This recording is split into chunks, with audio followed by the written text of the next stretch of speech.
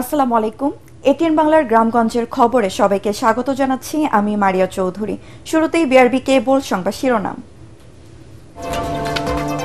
11 September Jahangirnagar বিশ্ববিদ্যালয় কেন্দ্রীয় ছাত্র সংসদের ভোট, 18-19 আগস্ট মনোনয়নপত্র দাখিল, যাচাই বাছাই 21 থেকে 24 আগস্ট তফসিল ঘোষণা। আগামী বছর ফেব্রুয়ারিতে ইতিহাসের সবচেয়ে সুষ্ঠু ও গ্রহণযোগ্য জাতীয় নির্বাচন হবে, সফরে জুলাই বিপ্লবের বর্ষপূর্তি অনুষ্ঠানে প্রধান উপদেষ্টা প্রেস সচিব। শেরেবাংলা মেডিকেলে অনিয়ম দুর্নীতি বন্ধ সহ 3 দফার দাবিতে বরিশাল ঢাকা মহাসড়কে অবরোধ বিক্ষোভ, গাড়ি আটকে থাকায় যাত্রীদের দুর্ভোগ। এবং ধান চাষে ব্যস্ত সময় পার করছেন কুড়িগ্রামের কৃষকরা, চাষাবাদ খরচ বাড়ে, লোকসানের আশঙ্কা, প্রণোদনা সহ সরকারি সহযোগিতা বাড়ানোর দাবি।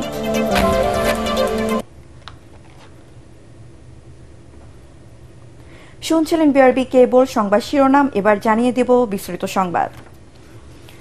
জাহাঙ্গীরনগর বিশ্ববিদ্যালয় কেন্দ্রীয় ছাত্র সংসদ ডাকসু নির্বাচনের তফসিল ঘোষণা করেছে বিশ্ববিদ্যালয় প্রশাসন। ঘোষিত তফসিল অনুযায়ী আগামী 11 সেপ্টেম্বর ভোট গ্রহণ হবে। দুপুরে বিশ্ববিদ্যালয়ের সিনেট হলে নির্বাচনের তফসিল ঘোষণা করেছেন প্রক্টর AKM রাশিদুল ইসলাম। খসড়া ভোটার তালিকা ও আচরণবিধি প্রকাশ করা হয়েছে। 14 আগস্ট পর্যন্ত ভোটার তালিকা নিয়ে আপত্তি ও মতামত নেওয়া হবে। 17 আগস্ট চূড়ান্ত ভোটার তালিকা ও আচরণবিধি প্রকাশ করা হবে। মনোনয়নপত্র জমা দেওয়া হবে 18 ও 19 আগস্ট। যাচাই বাছাই হবে 21 থেকে 24 আগস্ট। 25 আগস্ট খসড়া প্রার্থী তালিকা প্রকাশের পর 26 ও 27 আগস্ট আপিল শুনানি হবে। মনোনয়নপত্র প্রত্যাহারের শেষ সময় 28 আগস্ট। 29 আগস্ট প্রকাশিত হবে চূড়ান্ত প্রার্থী তালিকা। 29 আগস্ট থেকে 9 সেপ্টেম্বর পর্যন্ত নির্বাচনী প্রচারণা চলবে।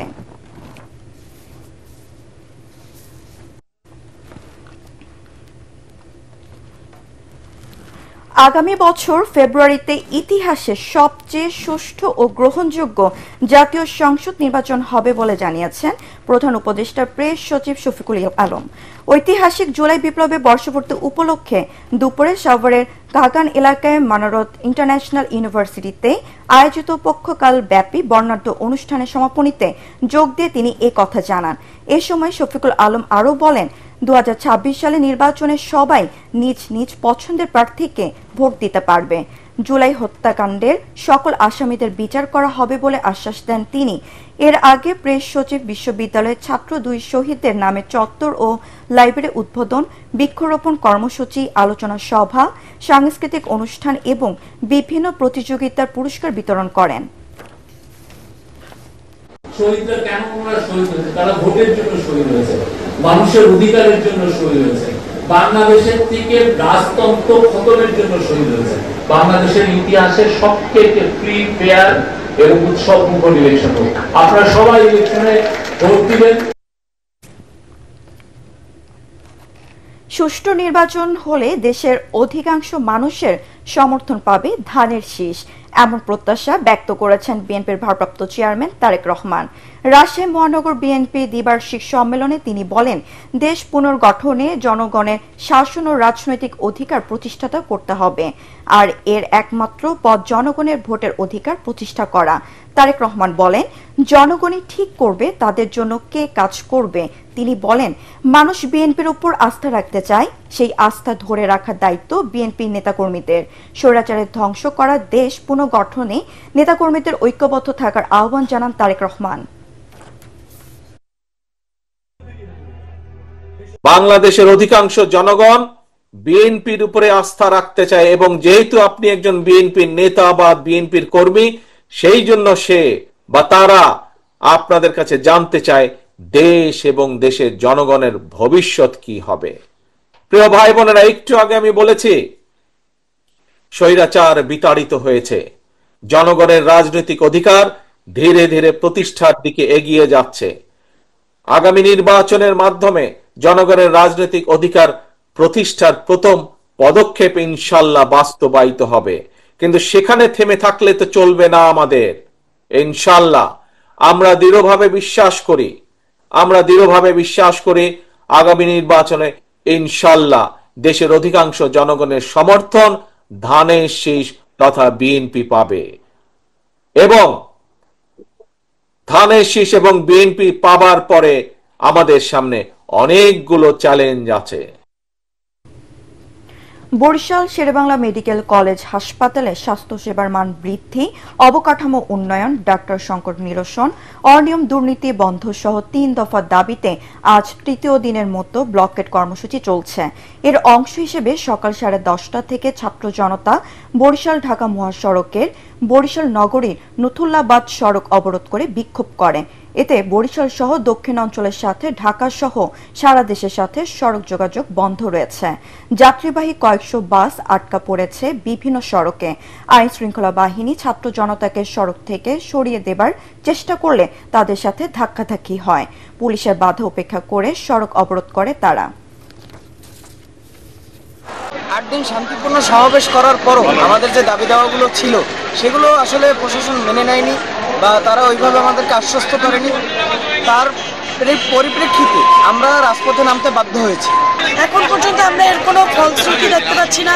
এখন পর্যন্ত মেডিকেল থেকে আমাদের সাথে কেউ যোগাযোগ করছে না এবং মেডিকেলের কোনো সংস্কার এখন পর্যন্ত হয়নি। আপনারা জানেন বরিশাল শেরেবাংলা মেডিকেল কলেজ সহ বাংলাদেশের সকল সরকারি হাসপাতালের অব্যবস্থাপনা এবং স্বাস্থ্যখাত সংস্কারের 3 দফা দাবিতে আজকে 12 দিনের মতো বরিশালবাসী অবস্থান কর্মসূচি এবং শেরেবাংলা মেডিকেল বা স্বাস্থ্যখাতের যে সমস্যা, এই সমস্যা সারা বাংলাদেশের মানুষের সমস্যা। সিরাজগঞ্জে রবীন্দ্র বিশ্ববিদ্যালয়ের স্থায়ী ক্যাম্পের দাবিতে শিক্ষক শিক্ষার্থীদের 2 ঘণ্টা অবরোধের পর স্বাভাবিক হয়েছে হাটিকুমরুল মহাসড়ক। টানা এই কর্মসূচির 12তম দিনে ঘোষণা অনুযায়ী উত্তরবঙ্গ ব্লক কর্মসূচি পালন করে তারা। এতে উত্তরাঞ্চলের সাথে দক্ষিণাঞ্চলের 22 জেলার সড়ক যোগাযোগ বন্ধ হয়ে যায়। বেলা 11টায় শুরু হওয়া এই কর্মসূচি শেষ হয় দুপুর 1টার দিকে। উত্তরাঞ্চল ও ঢাকামুখী 4 লেন মহাসড়ক আটকে দিয়ে 1 দফা দাবিতে নানা স্লোগান দেয় তারা। এই সময় আন্দোলনকারী শিক্ষার্থীরা পরিবেশ ও বন উপদেষ্টা সৈয়দা রেজওয়ানা হাসানের বিরুদ্ধেও নানা স্লোগান দেয়। শিক্ষার্থীদের এই কর্মসূচিতে সড়কের দুপাশে হাজারো যাত্রী চরম দুর্ভোগে পড়েন। ষড়যন্ত্র ও অপপ্রচার প্রতিবাদে সংবাদ সম্মেলন করেছে কুমিল্লা মহানগর বিএনপি নেতা মহানগর বিএনপি নেতা ইশতিয়াক সরকার বিপু। সকালে কুমিল্লা প্রেস ক্লাবে এই সংবাদ সম্মেলন অনুষ্ঠিত হয়। এতে লিখিত বক্তব্য পাঠ করেন কুমিল্লা মহানগরের 5 নং ওয়ার্ড বিএনপির সভাপতি ইমতিয়াজ সরকার নিপু। লিখিত বক্তব্যে আইনজীবী আবুল কালাম আজাদ হত্যার সুষ্ঠু বিচার এবং রাজনৈতিক দ্বন্দ্বে মিথ্যা ও উদ্দেশ্য প্রণোদিতভাবে ইশতিয়াক সরকার বিপুকে জড়ানোর প্রতিবাদ এবং কুচক্র, অপপ্রচার ও ষড়যন্ত্রের তীব্র নিন্দা জানানো হয়। বেসরকারি প্রতিষ্ঠানে অর্থ বিনিয়োগ করার আগে সবাইকে ভেবেচিন্তে দেখার পরামর্শ দিয়েছেন দুর্নীতি দমন কমিশনের চেয়ারম্যান ডক্টর মোহাম্মদ আব্দুল মোমেন। দুপুরে বগুড়া শহীদ টিটু মিলনায়তনে আয়োজিত গণশুনানিতে তিনি দুদকের কর্মকর্তাদের কোনোভাবেই দুর্নীতিতে জড়িয়ে না পড়ার আহ্বান জানান। এতে উপস্থিত ছিলেন দুর্নীতি দমন কমিশনের মহাপরিচালক আক্তার হোসেন, রাজশাহী বিভাগীয় কার্যালয়ের পরিচালক ফজলুল হক, বগুড়া পুলিশ সুপার জেদান আল মুসা। অনুষ্ঠানে বগুড়া জেলার সকল সরকারি বেসরকারি প্রতিষ্ঠানের প্রতিনিধি, স্কুল কলেজের ছাত্রছাত্রী সহ সমাজের নানা স্তরের মানুষ উপস্থিত ছিলেন। গণশুনানিতে 32টি প্রতিষ্ঠানে 97টি অভিযোগের মধ্যে 57টি শুনানি করে ব্যবস্থা নেওয়ার নির্দেশ দেন দুদক চেয়ারম্যান। আমাদের বিভাগীয় যে কর্মকর্তা আছেন, আমরা কি করি সেটাও আপনারা লক্ষ্য রাখবেন, যাতে দুর্নীতি আমরা যাতে দুর্নীতিগ্রস্ত না হয়ে পড়ি। এবং আপনাদেরও লক্ষ্য রাখতে হবে, দুর্নীতি করার জন্য ঘুষ দিতে হয়, এই ঘুষটা যাতে আপনারা না দেন। আমি আশা করব যে বগুড়াই প্রথম বলবে যে কাজ হোক বা না হোক বগুড়া ঘুষ দিবে না। গ্যাস সংকটের কারণে দীর্ঘ 7 মাস ব্রাহ্মণবাড়িয়ার আশুগঞ্জ সার কারখানা উৎপাদন বন্ধ থাকায় প্রায় 800 কোটি টাকার ক্ষতি হয়েছে। তাই 2 দফা দাবিতে এবার আন্দোলনে নেমেছেন কারখানার শ্রমিক কর্মচারীরা। নিরবিচ্ছিন্ন গ্যাস সংযোগ ও পে কমিশনভুক্ত শ্রমিকদের মতো জাতীয় মজুরি কমিশনভুক্তদের 15% বিশেষ প্রণোদনা দ্রুত কার্যকরের দাবিতে কারখানার সামনে সকাল থেকে বিক্ষোভ মিছিল করেন তারা। মিছিলটি কারখানার বিভিন্ন প্ল্যান্ট এরিয়া ঘুরে প্রশাসনিক ভবন চত্বরে এসে শেষ হয়। পরে কারখানার ব্যবস্থাপনা পরিচালক প্রদীপ কুমার নাথের কাছে স্মারকলিপি দেন শ্রমিক কর্মচারীরা। এই কর্মসূচির কারণে সকাল 8টা থেকে 9টা পর্যন্ত কারখানার অন্তর্ভুক্ত 7 জেলার সার সরবরাহ বন্ধ থাকে। আশুগঞ্জ সার কারখানা থেকে প্রতিদিন 1200 টন ইউরিয়া সার উৎপাদন হয়।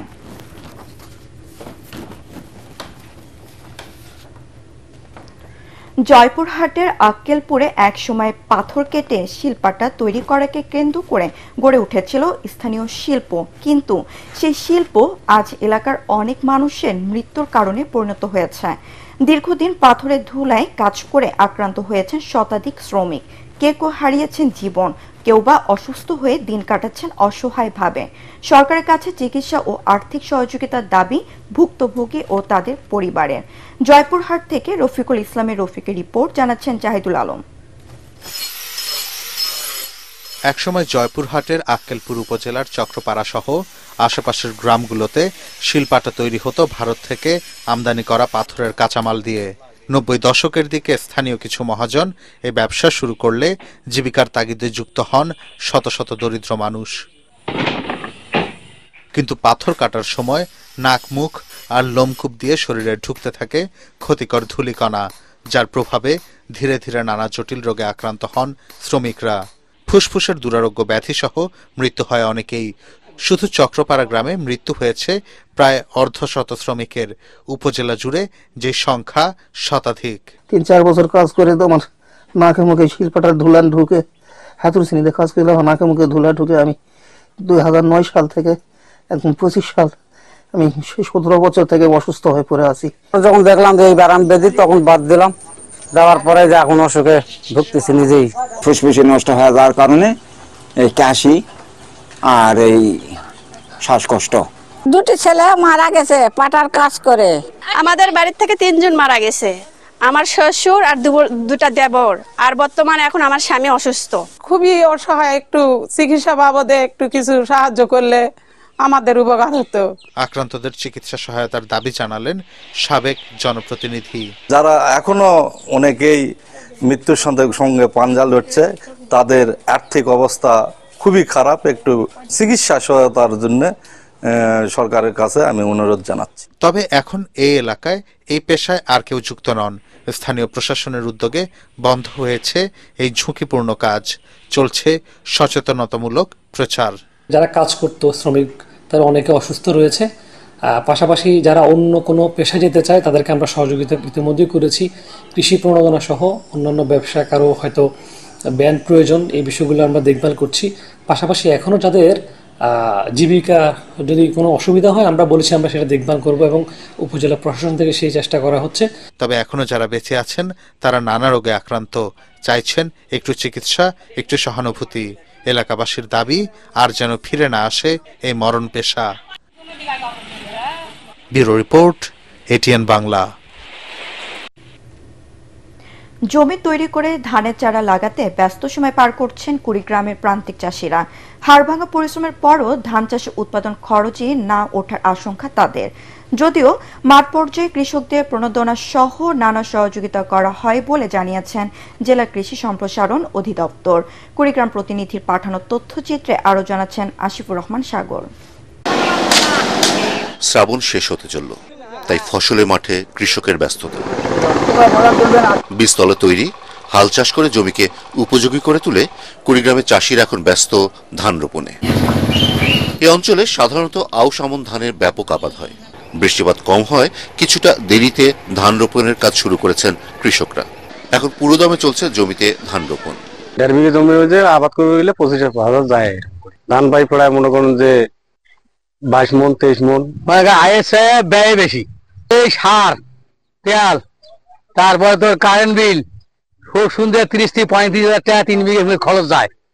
হ্যাঁ, কামলা কিষেন মইটাই ভাই, ওই হিসেবে তুলনা করলে আমার লস। এবছরে রোপা আমাদের লক্ষ্যমাত্রা ধরা হয়েছে আমাদের 23,450 হেক্টর জমিতে। আমাদের অ্যাচিভমেন্ট হলো 12,495 হেক্টর জমিতে। আমাদের কৃষকরা অত্যন্ত আনন্দের সহিত, অত্যন্ত সাড়ম্বরে তারা রোপা আমাদের মূল জমিতে তারা চারা রোপণ করছে। তবে ধান আবাদ করে খরচ ওঠে না বলে জানালেন এ অঞ্চলের কৃষকরা। সরকারি প্রণোদনা থেকে অনেকেই বঞ্চিত বলে অভিযোগ প্রান্তিক চাষিদের। 2 বিঘা জমি আবাদ করছি, খরচ গেছে 20 থেকে 25,000 টাকা। মানে আয়ের চেয়ে ব্যয় বেশি, তেলের দাম বেশি, কামলা মজুরি বেশি। যে পরিমাণ মানে আবার খরচ করছি তার চেয়ে আবার লস। এবছর 1 লাখেরও বেশি কৃষককে প্রণোদনা দেওয়া হয়েছে বলে জানালেন জেলা কৃষি সম্প্রসারণ অধিদপ্তরের উপপরিচালক। প্রণোদনা বিষয়ে অভিযোগ পেলে ব্যবস্থা নেওয়া হবে বলেও আশ্বাস তার। আমাদের 1,20,500 হেক্টর আমাদের টার্গেট রোপা আমনের।